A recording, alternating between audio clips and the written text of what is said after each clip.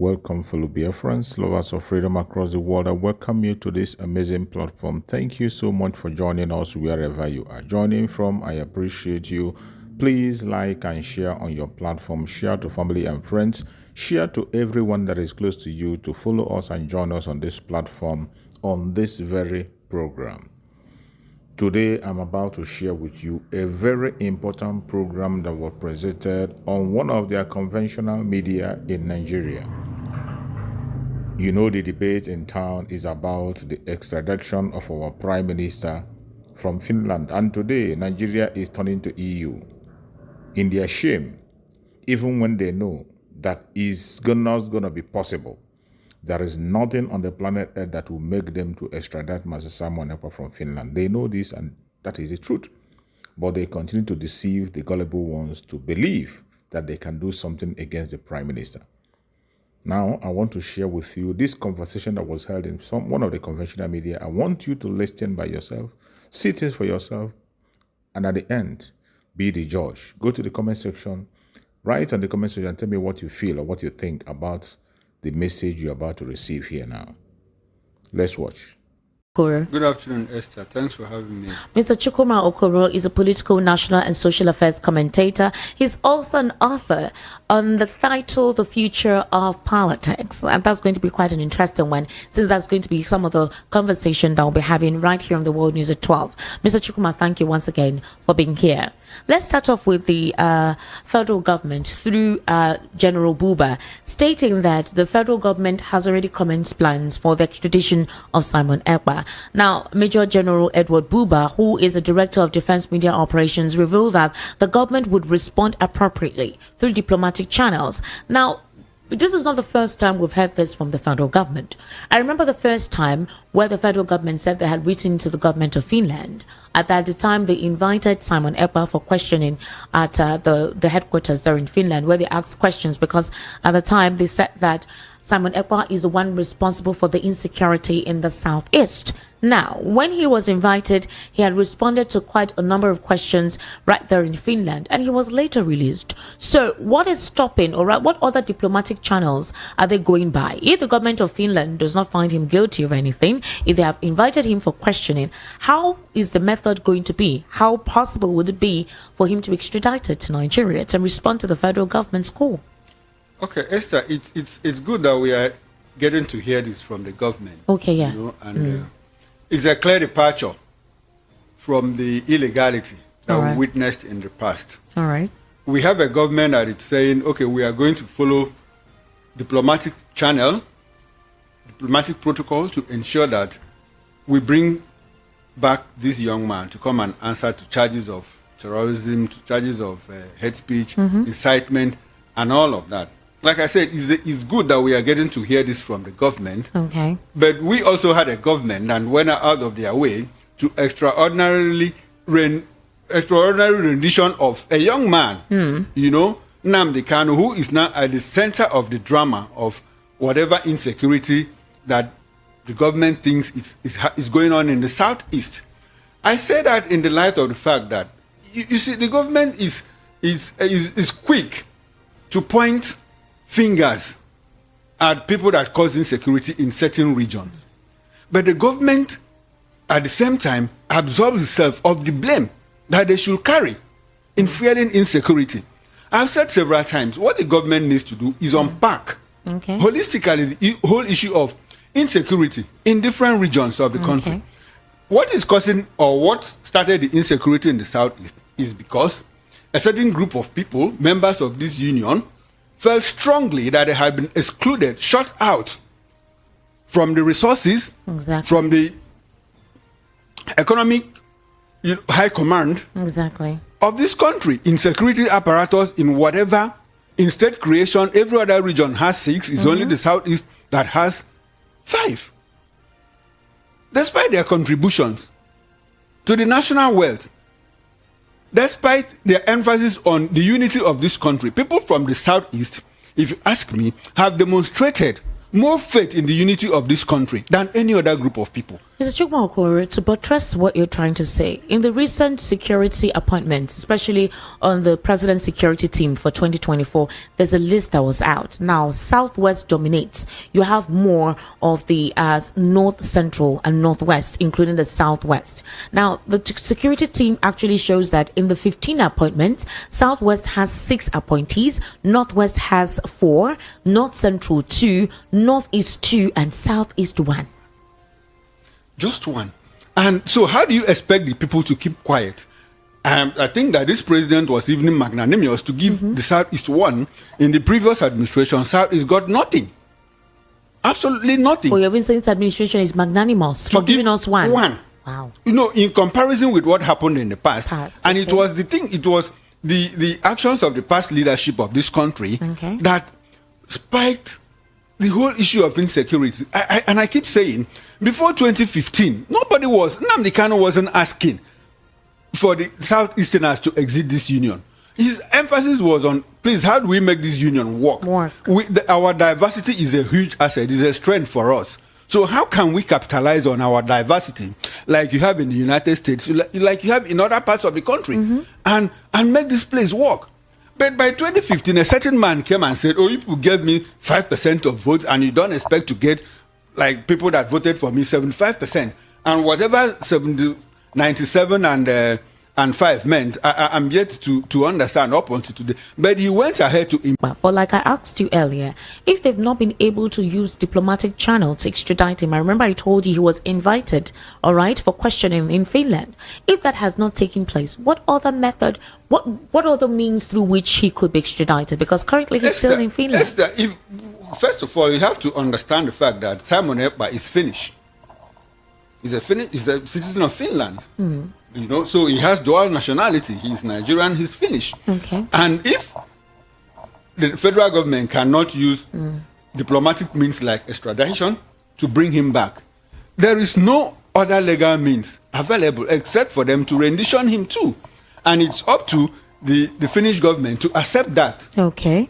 Unlike what we are seeing happen between Nigeria and UK in the case of Nnamdi Kanu.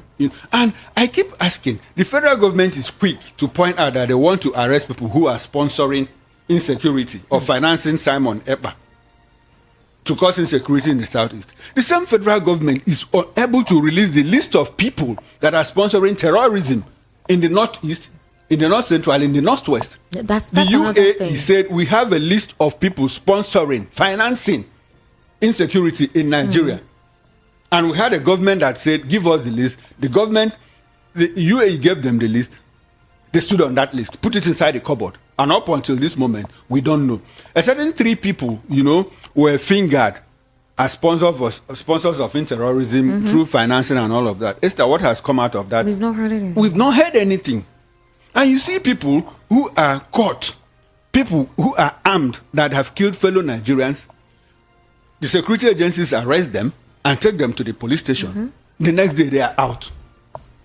I bet you are quick to say you want to arrest people that sponsor, people that are carrying flags, people that are waving flags in parts of the country. So does that show a sense of sincerity on the part of government to fight insecurity? Clearly no. But let me ask you something. I remember there was an Islamic clergy that threatened the president's wife. Would have expected that the security agencies would have tracked that man, all right, and put him in custody for making such a treasonable comment. We've not heard that. We've also heard the brazen nature of these bandits carry on TikTok, right, a social media platform. They do giveaway with the monies given to them by those who want their relatives to be released from their capture. But we've not heard anything afterwards from all of that. So this again is where the reshuffling within the security agency of this administration came on board. So what exactly is happening in that regard? If they divest the means that they want to use in going through with Simon Ekpa, why don't they use that same means in having to bring out the culprits responsible for sponsoring terrorism in this country? Esther, you are spot on, and I think we are traveling the same road. If you talk about the person that threatened the first lady, yes, it might not be treason. It might not be treason. It might not be treason. Why would you make that statement? I mean, if somebody threatens to kill you now, threatens the First Lady of the Federal Republic of Nigeria, you don't consider it treasonable? Esther, in our constitution, we don't have anything like the office of the First Lady. It's a creation. It's convention. Okay. Our constitution doesn't create that. So she's just like any other individual like that somebody threatens. Like threatens. And before you take action about threat, there must be two conditions there. The mental and the physical, like an intent to. You have an intent to commit a crime. It's different from you having the intent and expressing that intent in action. You know? So unless you are able to establish that, you cannot really have a stronghold legally on the person. Like I say, Esther, I'm going to blow your nose now. You know, it could be the mental condition is there. Okay. I've conceived of the idea, but until I try to punch you, which is the physical aspect, that nexus must be there before I become. But the federal government is saying now they want to use the European Union. They want to go beyond having a dialogue with the Finnish government through their diplomatic channels. The diplomatic channels that they actually want to go through. They're saying they're going to go through the European Union. How long do you think this process will take? For them to actually release this out, make this publication here, don't you think that you have an intention to extradite somebody? Don't you think you've heightened the person's protective measures to possibly not make themselves available for such? It's not about protective measures. The law is very clear on that, you know. And like the FBI says, you can only run, but you cannot hide. You can run as far as your leg can carry you, but you cannot hide. And going through the EU, it's like what they say in international law, that in international relations, that international law is it's a no-brainer.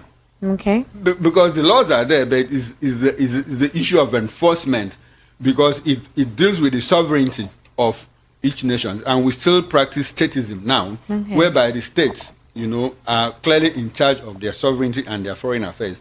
And if you talk about the EU, the individual states of the EU still have a large control over their foreign affairs. They might have a foreign pool of, like foreign policy initiative to say that the EU is going to take this decision. They take votes, and so when that happens, then there's a strong possibility that the request for extradition can take place, if at all they peruse or go through that angle that they want to go through. Since the first time they had to contact the Finnish government, that did not possibly work or wasn't accelerated as they wanted. The laws of the EU are also very clear on that. Okay. If there is a conflict between the law of a country and the law of the EU as a bloc, the law of that country takes precedence.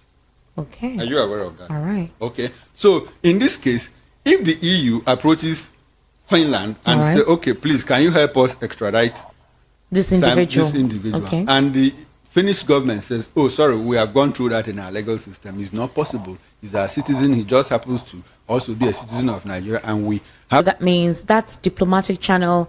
Maybe the only diplomatic channel they can explore is, does Nigeria have extradition treaty with Finland? And it's not cast in stone. It's not cast in concrete that when you use that means that you must always have your way, because there are also asylum laws considered. This man is been granted asylum. Yeah. One, has he been granted asylum? One, is he a citizen of Finland? Or has he done enough? What he has done, is it sufficient enough for you to request a Finnish citizen to come to Nigeria and answer questions and possibly sentence him? So these are the things that they are going to consider. I'm not a lawyer. I don't have the final points of the law, but I also do have basic knowledge of the operations of international law. In the case of Nnamdi Kanu, he's to appear in court next month. Very close. September is here, possibly towards the end of September. And the idea at that time is to see that the last time he appeared in court was about a political resolution.